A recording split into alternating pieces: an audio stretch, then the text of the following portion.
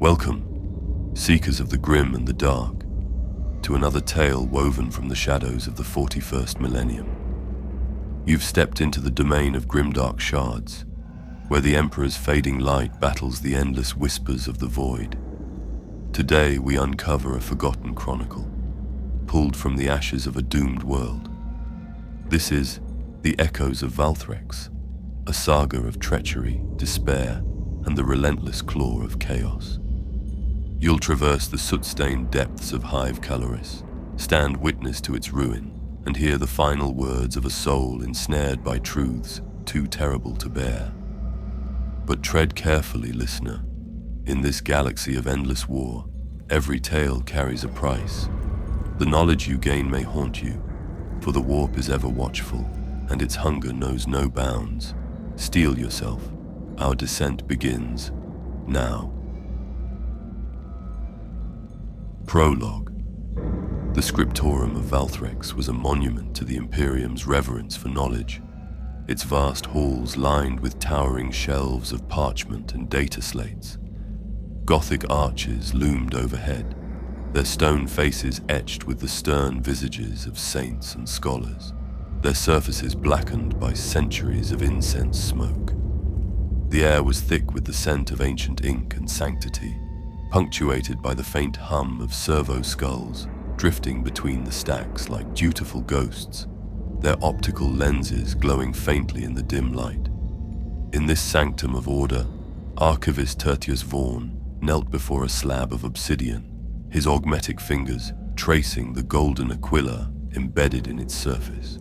His organic eye was closed in prayer, while the augmetic lens in his left socket whirred softly, recording his devotions for posterity. "Emperor, preserve us," he whispered, his voice echoing faintly in the cavernous chamber, "and grant me the wisdom to discern truth from heresy." The words were a shield against the unease that had settled in his soul since the vox-casket's arrival.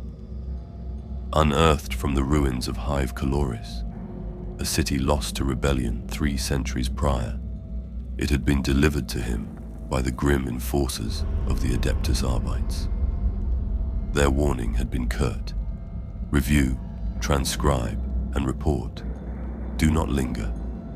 Yet the casket's brass casing, tarnished and scarred with faint runes, seemed to whisper secrets too profane to be contained. The runes prickled his eyes, their shapes twisting just beyond comprehension, as though they writhed beneath the surface of reality. Vorn rose, his crimson robes rustling like dry leaves. He approached the Vox unit, slotted the first cylinder into place, and activated the playback. Static hissed through the chamber, followed by a voice, soft, human, and trembling with fear. "My name is Elias Tarn," it began. "Citizen of Hive Caloris, Hab Block 17, worker in the Prometheum Guild. I don't know if anyone will hear this. I pray they don't. But I have to speak. Something is wrong here. Something terrible." Vorn's quill hovered over the parchment, ready to transcribe. The voice filled the silence, and with it, the shadows in the scriptorium seemed to deepen, stretching long and jagged across the stone floor. Chapter 1. Whispers in the Dark. Elias Tarn's voice was steady at first, though laced with an undercurrent of dread.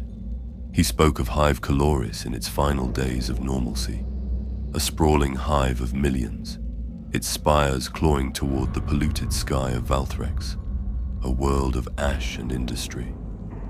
The people toiled in shadow, their lives a hymn to the Emperor's glory, though few dared to dream beyond the grinding monotony of their existence.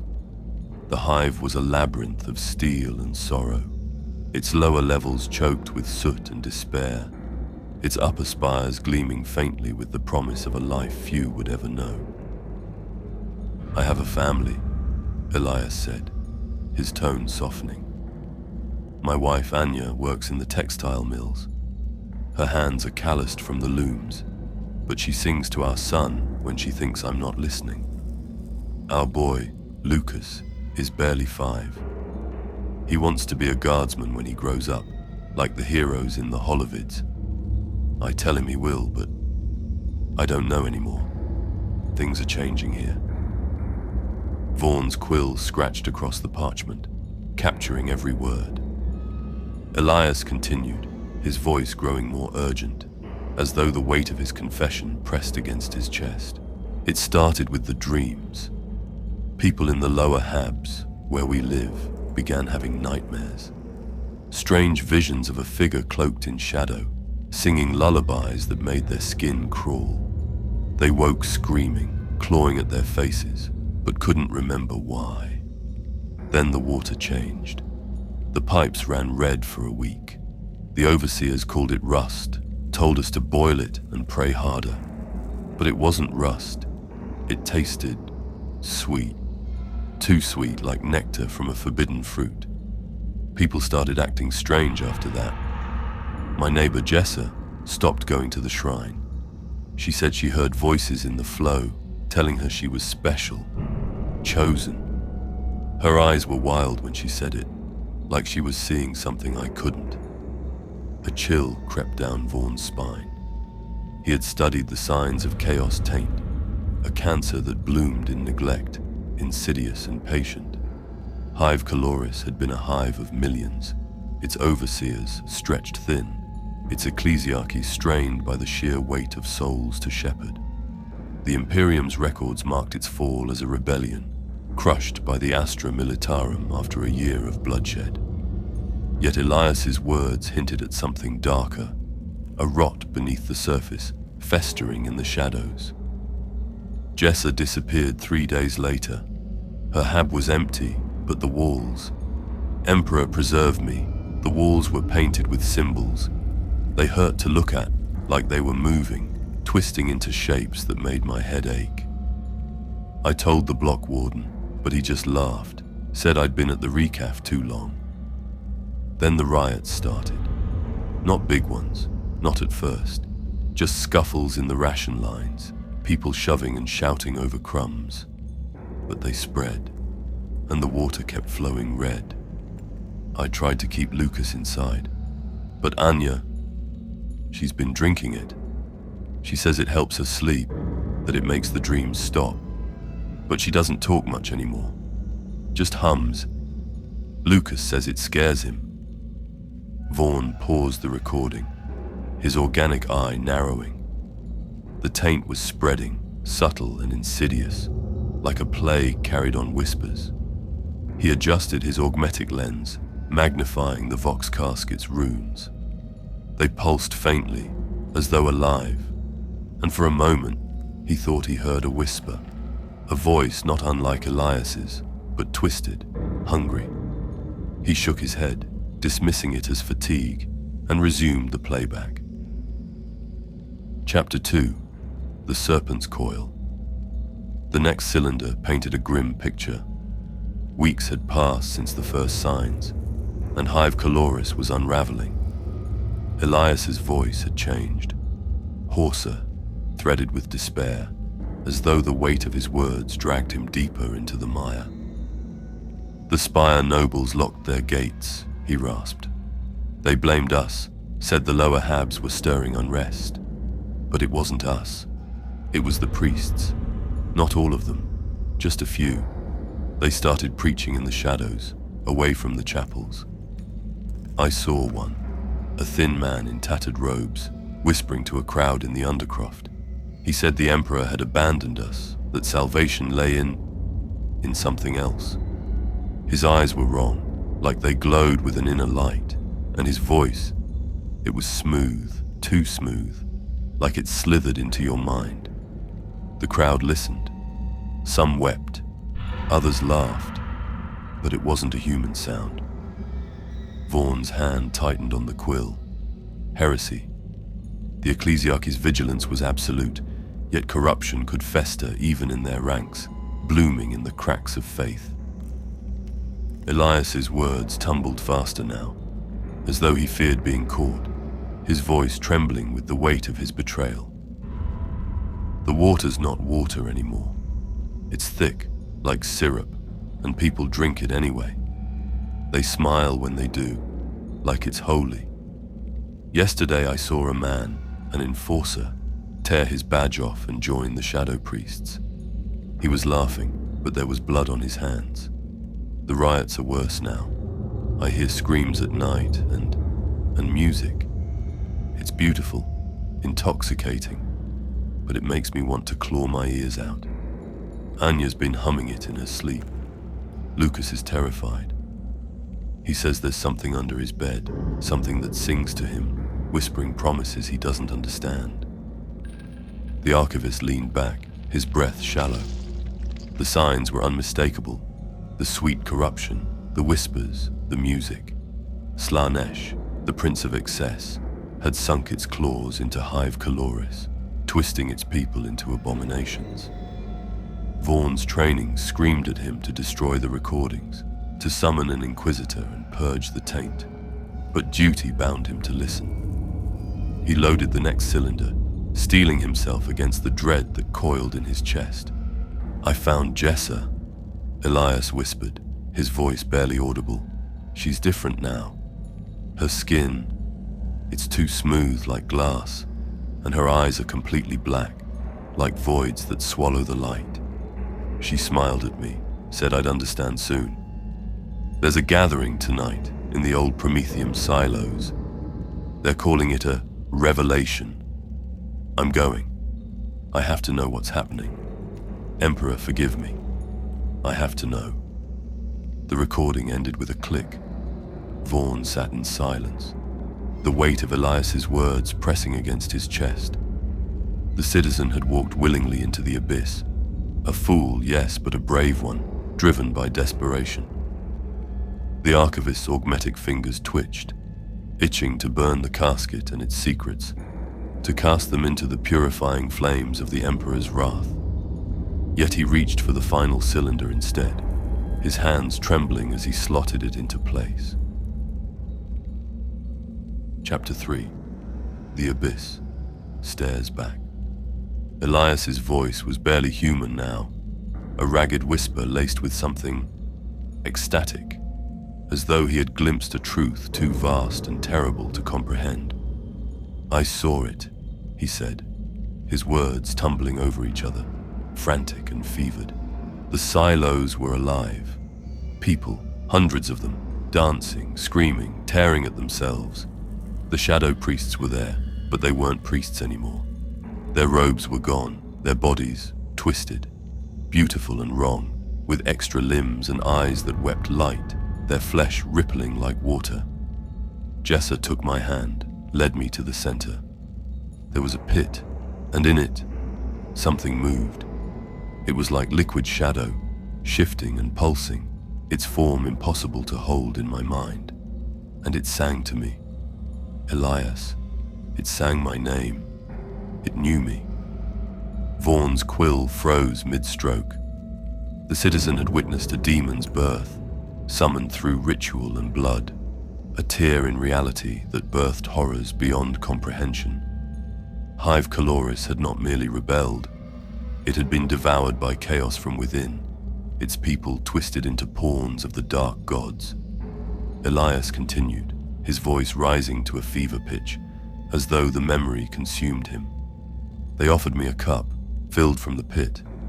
I drank. It wasn't water, it was everything. Every sensation, every desire, every fear.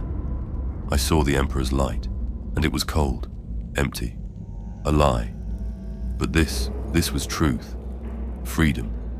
The hive's theirs now, the spires fell last night. I hear the Astra Militarum coming, but they're too late. We're too strong, I'm more than I was. Lucas and Anya are with me now. They understand. We're free. The recording ended with laughter. Wild, unhinged and utterly alien. A sound that grated against Vorn's soul. He dropped the quill, his organic hand trembling, his augmetic lens flickering as though struggling to process the horror. The Imperial response had been brutal. Orbital bombardment, followed by a purge that left Hive Caloris a blackened scar, its name struck from the records. Elias Tarn was long dead, his soul claimed by the dark gods, his family lost to the same corruption. Yet the vox-casket's runes glowed brighter now, casting faint writhing shadows across the scriptorum, their light dancing like flames in a windless chamber. Vorn stood, intending to seal the recordings and report to his superiors, to summon the cleansing fire of the Inquisition. But a sound stopped him, a faint hum like music drifting from the casket. It was beautiful, intoxicating, and it called his name, weaving through his mind like silk. He stumbled back, his augmetic lens flickering as though struggling to process the sound, his organic eye wide with terror. The music grew louder, wrapping around his thoughts, promising knowledge, promising truth.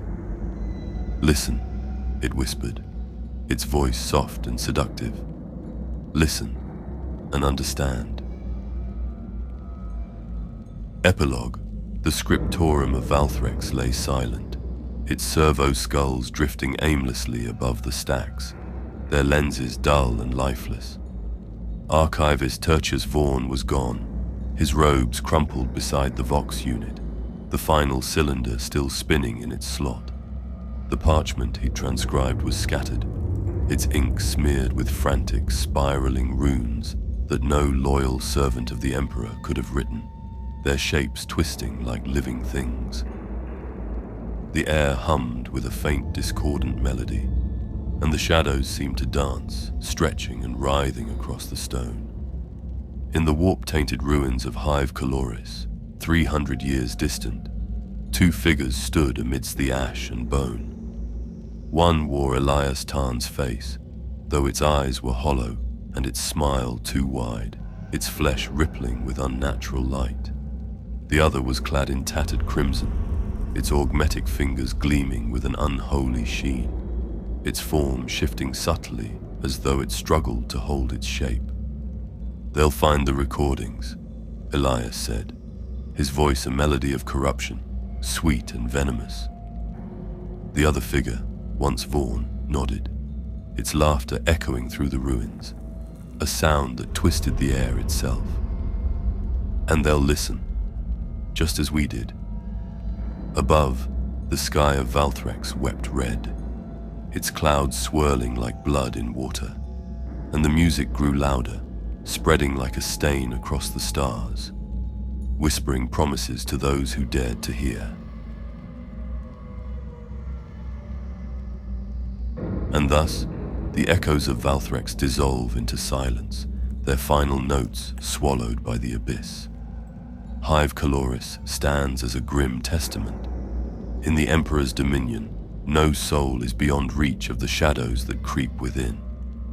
If this journey through the dark has gripped you, join our brotherhood of the Grimdark. Smash that subscribe button and ring the bell to be summoned for our next tale. Your presence keeps the fires of this channel burning, illuminating the depths of the 41st millennium. Thirsty for more? Dive into our other videos, where we peel back the layers of the Imperium's secrets, confront the terrors of chaos, and recount the deeds of legends lost to time.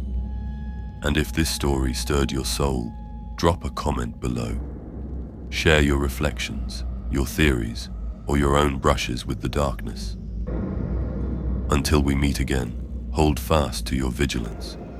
In the grim darkness of the far future, there is only war, and the tales we carve from its ruins. May the Emperor shield you until the next shard falls.